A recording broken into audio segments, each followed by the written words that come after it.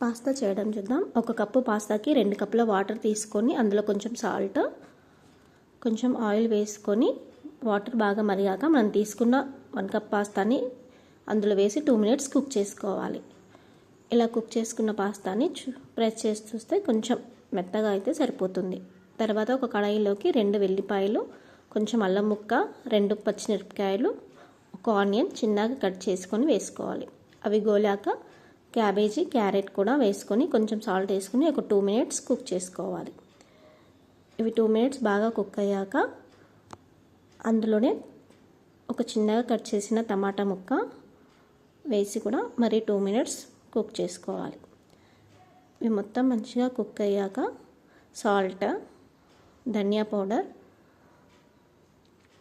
2 spoons కారం,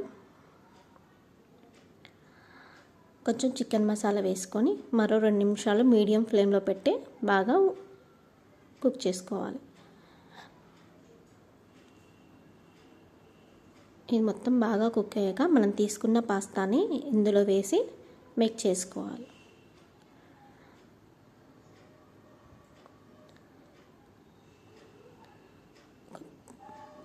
పైన కొంచెం కొత్తిమీర వేసుకొని సర్వ్ చేసుకుంటే అయిపోతుంది.